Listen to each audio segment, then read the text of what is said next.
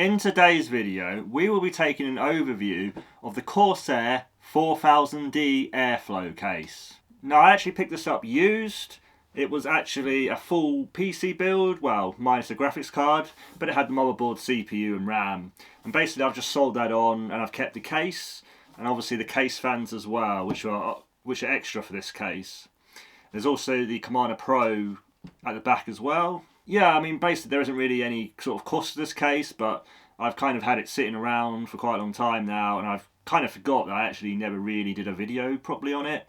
So I thought we would actually look at the Corsair 4000D today, just go through quite a detailed overview of you guys if you're happy with that. So let's go. So as you guys know, my sort of case videos, my case overview videos, well, mainly unboxing videos with overview. We basically go all the way around the cases, all the way around the case, and then talk about all the internals and all the specifications. So yeah, basically that's what we're going to do today. Now, first of all, at the front there is 3 case fans. These don't actually come with the case, unfortunately, if you buy it from like new retail. These are actually like Corsair fans, but they've been put in by the person who I brought this off. So I think what you do get, I believe, but I'll put it below if I'm wrong, I think you get 2 case fans with the actual retail version of this. I think you get one at the front and one at the back. But if I'm wrong, you know, then I'm wrong. But I think it's 2 120mm fans as well. But again, I'll put the details all at the bottom. As we go through the video, all the details will be at the bottom as well, or at the sides or anywhere like that. So this is actually removable at the front here, I believe. Yeah, it is. There we go. Just have to pull it out from the sides here. There we go. So it removes quite easily. There's no dust filter here. Now, there is a dust filter. So there is a dust filter actually there as well. I lie. It does need a bit of dust in that one, actually, looking at it now. But I have kind of had this around and I just basically not really used it. I've not really had a build for it, or just not got around to using it. But yeah, there are 3 Corsair fans here, and there's also one at the back. Now, obviously, like I said, you won't actually get this with the retail version, but this is kind of giving you a good example of what they will look like if you are wanting to go with the 3 120mm fans at the front. It kind of gives you a good sort of view of what it will look like, if you can see that on the camera.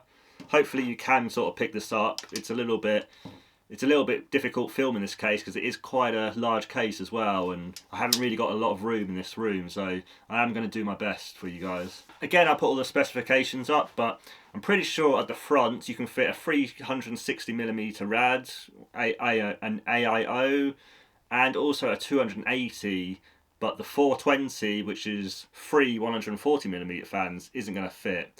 It's just not big enough for a case for that. But I think for most people, they're either going to go with a 360 rad or a 280 rad at the front. So I don't think that's too much of a big deal, personally. Some people might want to go with the 420, and I think if you go with I think it's the 5000D, which actually does support that, the 420 rads. But I don't think many people are going to really need that, so I don't really see that as a problem, personally. So at the top is our magnetic dust filter, which is obviously pretty standard. Again, that one's a little bit dusty, but hey ho. So in terms of top radiator mountings, we have what I believe as 2 120 or 2 140. So you could either have a 240mm rad at the top, or a 280mm rad at the top as well. Although clearances might be a little bit tight, so just be a little bit careful.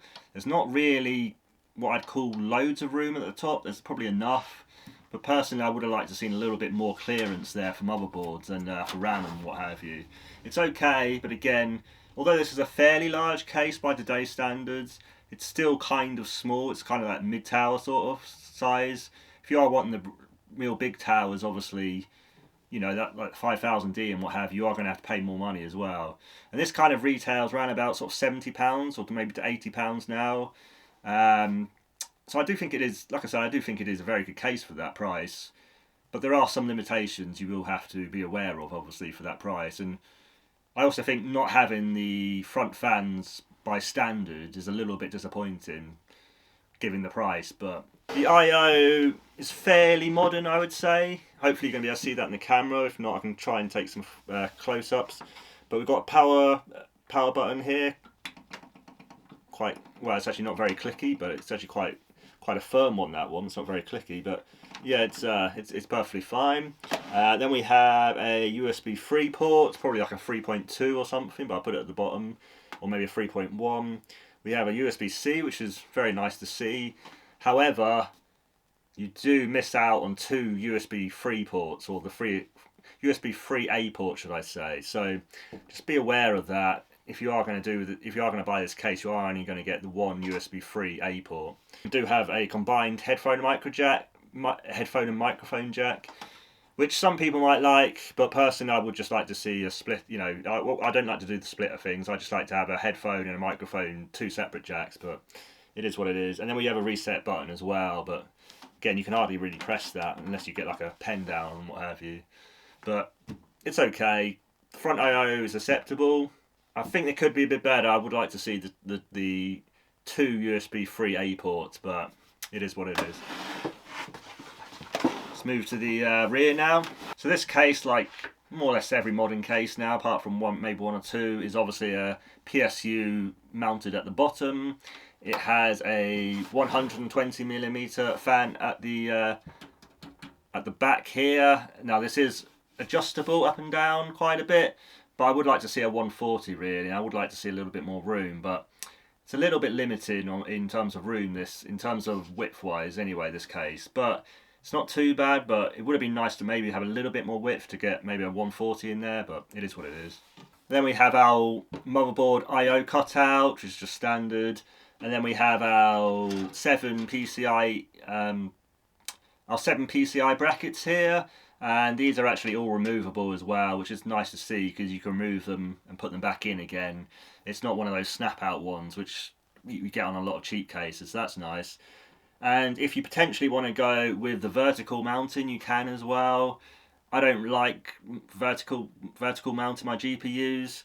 Plus as well, you only get the 2 slots here, which if you're doing like a 4090 build or 4080 or one of those very high-end 40 series cards, you're probably going to need more slots than just 2 anyway. So the vertical mounting is kind of pointless really, I think, for quite a lot of people, and unless you're maybe like if you're RTX 30 series, then it might be worthwhile. But my problem is, which I've always had with vertical mounting, which I think is a lot of people's problem, is that this glass is always right up against your graphics card.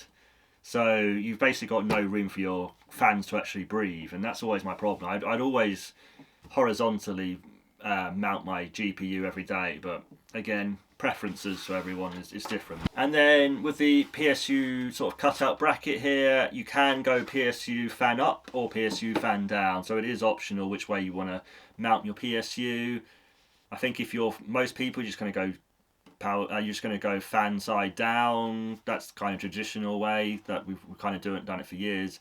But some people might like to do fan up, but you know, it's up to you. It is optional there, and it's not one of those slide out ones. It is literally the power supply has to slide in from the back, and then you screw it in.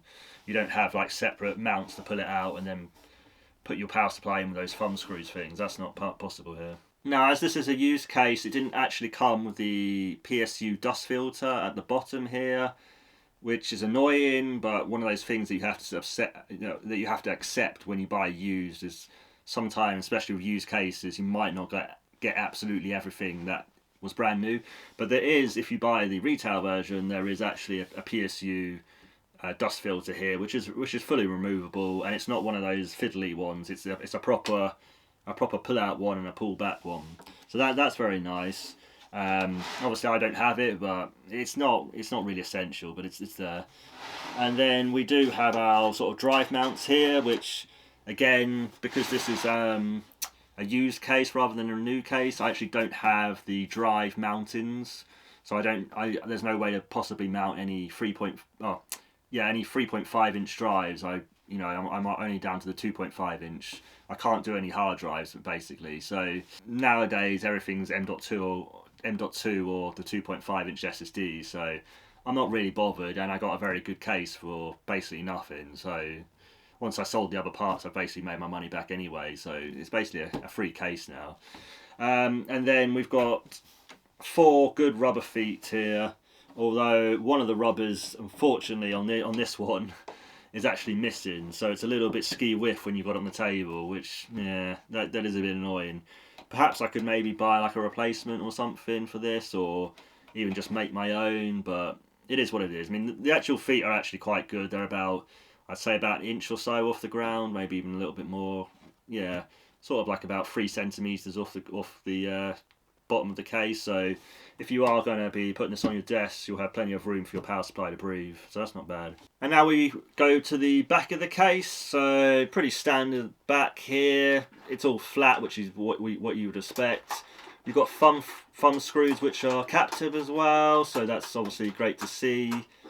This is one of those sort of funny ones where you kind of how do you pull these on? There we go. Yeah, so you just pull it out that way. Basically, it's a little bit funny, these ones. I'm more used to the ones like pull out. You kind of push out and then slide out. Rather, this one's more like a pull out one, like that way.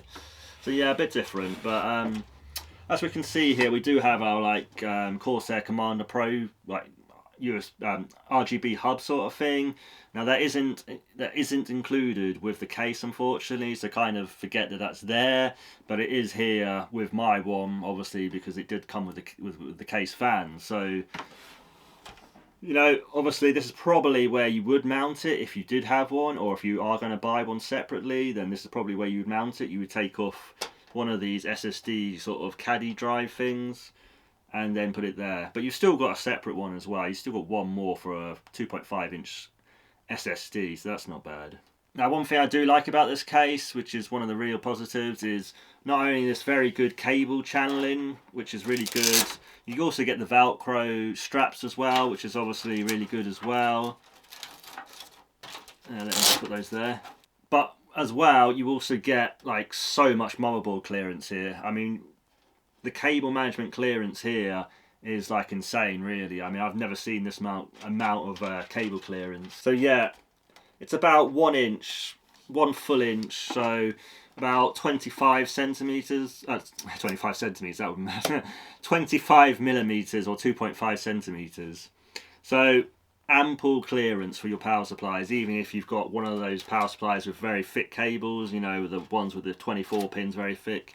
You're not going to have a problem here, which is really great to see.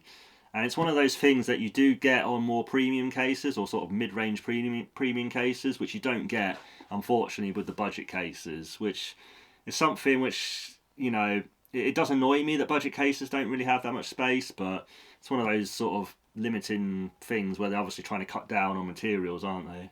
So then we have our connectors. We have a blacked out USB-3 connector here for your motherboard, which is nice to see. It's not like all like blue, which they sometimes have.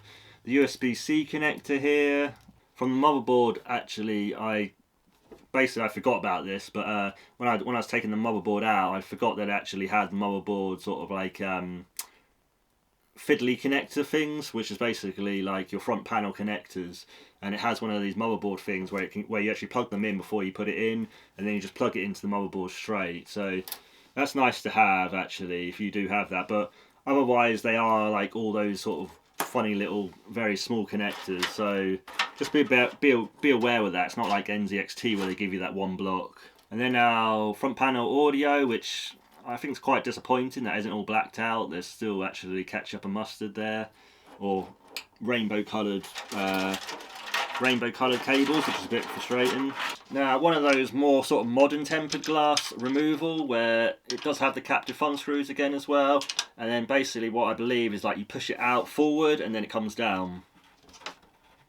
But you just got to be a little bit careful that you don't pop it straight out. There you go. So you see there's no sort of ledge or anything, so it can come straight out. Just be careful when you're removing it. So I'm actually just going to read some of the specs off my phone here, because it's just going to be easier. Now, of course, with the motherboards, you can go up to ATX size. There doesn't look like there's support. There is support actually for eATX even as well, if you really want to go to that. It's up to 305mm by 277mm. So that's the maximum board size that you can have. And obviously you can have ITX and micro ATX as well in here, but really this is an ATX case for ATX boards. Now the maximum GPU length is 360 millimeters, so 36 centimeters, so about 14 inches I believe that is, or somewhere like that. And then the maximum CPU cooler height is 170, so yeah, that's pretty good clearances there. Yeah, from the motherboard it does look, yeah, about 170 is going to be perfect there once you put the motherboard in. And then GPU wise, actually I've put it the correct way, the tape measure.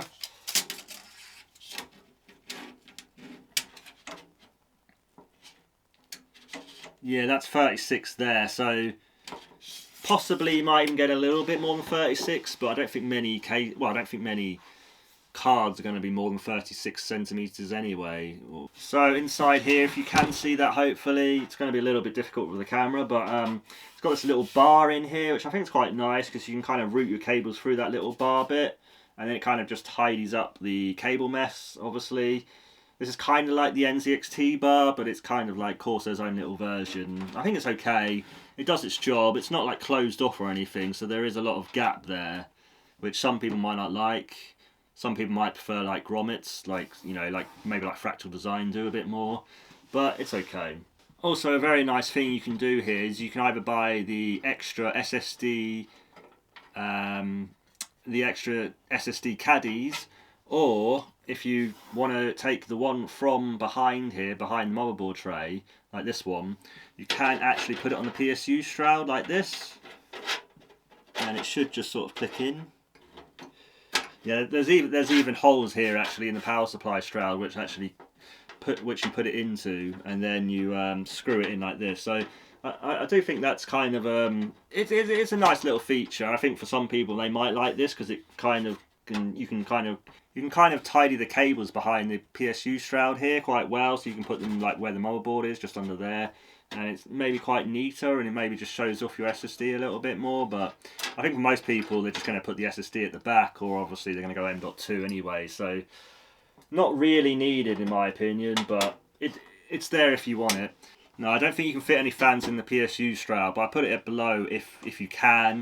It doesn't look like you can actually, so I think you're basically limited to a maximum of 7 fans in this case, the 3 at the front, the 3 at the top, and the 1 at the back.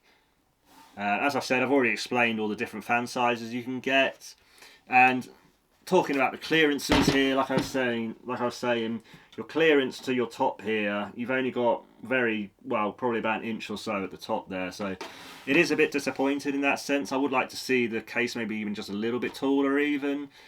Obviously, if you want a little bit taller case, you will have to get the 5000D or maybe a different case. But yeah, it is a mid-tower, obviously, so they have made it very compact. But I think it's a little bit too small in one way. I would like to see just a little bit more size, a little bit more height on it. But it's everyone's preference. I mean, it is quite a nice PSU shroud, and it is fully closed off as well, the PSU shroud. So I do like that as well. Yeah, well, basically on the PSU shroud, there's this little kind of sort of flap thing, which you can actually pull off, which I'm not exactly sure how it pulls off, but it does pull off, and then you can put your radiator down there, so it can fit the radiators at the front.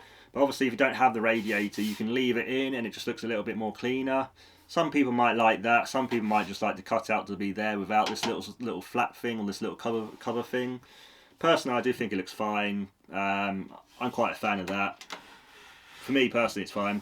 All the motherboard standoffs as well are all pre-installed, and you do have one of those little funny kind of middle ones which kind of holds your board in while you screw all the others down, which is obviously nice if you're doing a vertical mounting on your motherboard. But personally, I would always mount my motherboard with it on the table, with the case face down on the table personally. But it's each to everyone's sort of desire and what your preferences are. So I believe that's everything that I need to cover in this video. If I've missed out anything, please let me know in the comments, or if you do have any sort of concerns or anything else you want to know about the Corsair 4000D, obviously let me know in the comments. I hope you did like this video, guys, and I will see you guys in the next one. Bye, guys.